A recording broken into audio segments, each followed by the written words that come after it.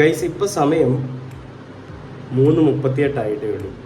ഇന്നിപ്പോൾ സിനിമ ഇറങ്ങിയിട്ട് 3ാമത്തെ ദിവസമാണ്. ഏത് പടം? എമ്പുരാൻ. അപ്പോൾ അത് കാണാനായിട്ട് നമ്മൾ പോവുകയാണ്. ഏറെ വിവാദങ്ങൾക്കിടയിൽ, BJP സംഘപരിവാർ വിവാദങ്ങൾക്കിടയിൽ നമ്മൾ ആ പടം കാണാൻ പോവുകയാണ്. ഇപ്പോൾ 2 ദിവസം കഴിഞ്ഞാൽ എനിക്ക് തോന്നുന്നു ആ പടത്തിൻ്റെ എല്ലാ സീനും കട്ട് ചെയ്യും. ഒരു 17ഓളം സീൻ കട്ട് ചെയ്യുമെന്നാണ് അറിയാൻ സാധിച്ചിരിക്കുന്നത്. അപ്പോൾ അതിന് മുൻപ് തന്നെ നമ്മൾ കൂട്ടുകാരൊത്ത് പടം കാണാനായിട്ട് പോകാനുള്ള തിരക്കിലാണ്. അപ്പോൾ നമ്മൾ ഇറങ്ങിയിട്ട് അവിടെ പോയിട്ട് ബാക്കിയുള്ള വിശേഷങ്ങൾ കാണാം.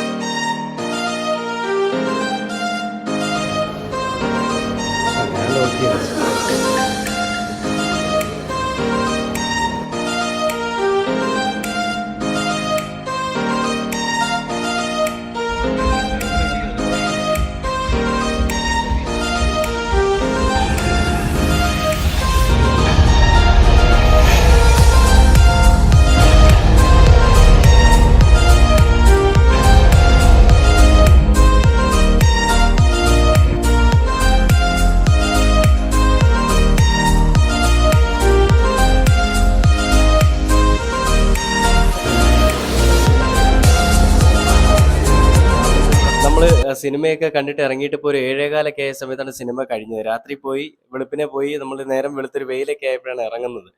ശരിക്കും പറഞ്ഞാൽ ഈ സിനിമയെ പറ്റി റിവ്യൂ പറഞ്ഞവന്മാരൊക്കെ വെറുതെ എന്തൊക്കെയോ വായിൽ തോന്നുന്നു വിളിച്ച് പറയാനായിട്ട് ചെയ്ത നെഗറ്റീവ് ക്യാമ്പയിന് വേണ്ടിയിട്ട് ചെയ്താണെന്ന് എനിക്ക് പൂർണ്ണമായിട്ട് ഉറപ്പാണ്. ഞാൻ 2 വീഡിയോ നമ്മുടെ ഈ സിനിമയെ പറ്റി മറ്റുള്ള ആളുകൾ വിമർശിച്ചതിനെ പറ്റിയൊക്കെ ചെയ്തിട്ടുണ്ടായിരുന്നു. പിന്നീട് അതിനുശേഷം വീഡിയോ ചെയ്യാഞ്ഞത് ഞാൻ ആ സിനിമ കണ്ടതിന് ശേഷം ചെയ്യാന്നുള്ള ഒരു തീരുമാനത്തിലാണ്.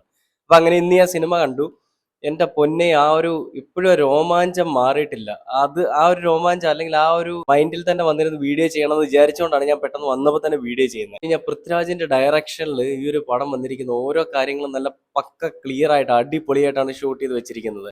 പിന്നെ അതിൽ ഈ പറയുന്ന എല്ലാ പാർട്ടികളെ ഊക്കിക്കൊണ്ട് തന്നെയാണ് സിനിമ പോകുന്നത്. BJP കിറ്റ് കൂടുതൽ കിട്ടിയെന്നുള്ളത് BJP പറയുന്നുണ്ട്. ഈ പറയുന്ന ഗുജറാത്തിലെ കലാപങ്ങൾ, അതിനെപ്പറ്റി ഡീറ്റെയിൽ ആയിട്ട് ഗുജറാത്തിലെ കലാപം എന്ന് പറയുന്നില്ല.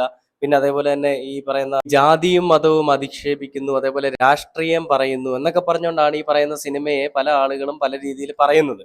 അപ്പൊ ഇതില് എനിക്കൊരു രാഷ്ട്രീയം പറയുന്നതായിട്ട് തോന്നിയില്ല. ഉള്ള കാര്യങ്ങൾ നേരെ വാ നേരെ പോന്നുള്ള രീതിയിൽ ആ സിനിമയിൽ അത് ആവിഷ്കരിച്ചിരിക്കുന്നു.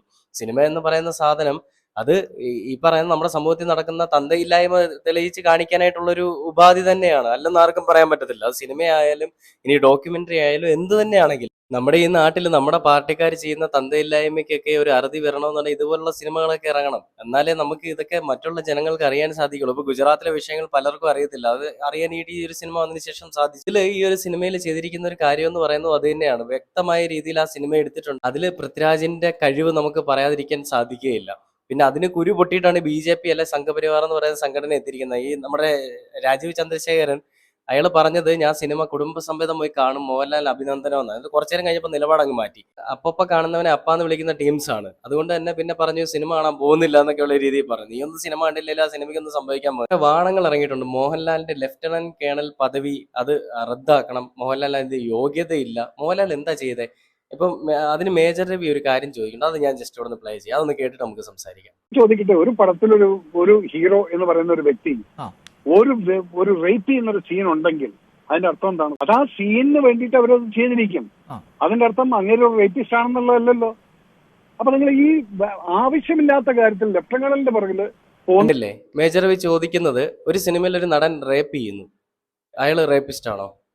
ഇനി ഒരു സിനിമയിൽ ഒരു നടൻ എല്ലാവരെയും കൊല്ലുകയാണ് എന്ന് പറഞ്ഞിട്ട് അയാൾ കൊലപാതകയാണോ? റിയൽ ലൈഫിൽ മോഹൻലാലിന് കിട്ടിയ ഒരു അച്ചീവ്മെന്റിനെ അതെടുത്ത് കളയണമെന്ന് പറയാൻ ഇവനൊക്കെ ഏതാണ്?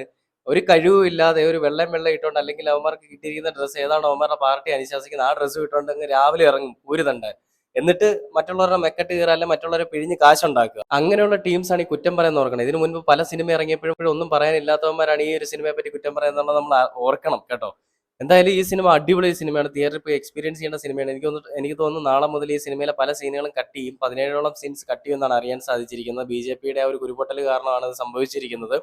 അത് എത്രത്തോളം സിനിമയെ ബാധിക്കുമെന്ന് അറിയില്ല. പക്ഷേ ഈ സിനിമ മസ്റ്റ് ആയിട്ട് നിങ്ങൾ തിയേറ്ററിൽ പോയി കാണേണ്ട ഒരു സിനിമ. നെഗറ്റീവ് വോളികൾ കുറെ പേരുണ്ട്. എനിക്ക് തോന്നുന്നു ഇതൊക്കെ ഒരു ക്യാമ്പയിൻ ആരെങ്കിലും കാശ് കൊടുത്ത് ചെയ്യിപ്പിക്കുന്നതായിരിക്കും. ഒരുത്തൻ ട്രിവാൻഡ്രത്ത് കിടന്ന് അലയ്ക്കുന്നുണ്ട്, മോഹൻലാൽ 5 സീനെ കൊടുത്തുള്ളൂ അല്ലെങ്കിൽ 5 ഡയലോഗ് കൊടുത്തുള്ളൂ, മോഹൻലാലിനെ വെച്ചിട്ട് എന്ത് തന്തയില്ലായ്മ ചെയ്തിരിക്കും, ഇവൻ ആരാന്നൊക്കെ പറഞ്ഞ് കുറെ അലയ്ക്കുന്നുണ്ട്. സെക്കൻഡ് ഹാഫ് അല്ലെ ഫസ്റ്റ് ഹാഫ് മുതൽ തന്നെ മോഹൻലാലിന് ഒരു ഫുൾ റോൾ ഈ സിനിമയിലുണ്ട്.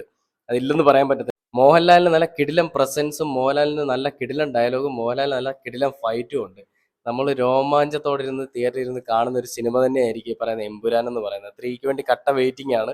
ഞാനിത് ആരുടെയും കാശ് മേടിച്ചിട്ട് പറയുന്നതല്ല, എൻ്റെ ഒപ്പീനിയനാണ് ഞാൻ പറയുന്നത്. വെളുപ്പിനെ പോയി എൻ്റെ സമയം കളഞ്ഞിട്ട് ഞാൻ കണ്ടൊരു സിനിമയാണ്. എനിക്കത് ഇഷ്ടപ്പെട്ടു, ഒരുപാട് ഇഷ്ടപ്പെട്ടു. നിങ്ങൾക്കും ഇഷ്ടപ്പെടും. പോയിട്ട് നിങ്ങളുടെ അഭിപ്രായങ്ങൾ കമൻറ്റായി അറിയിക്കുക കേട്ടോ.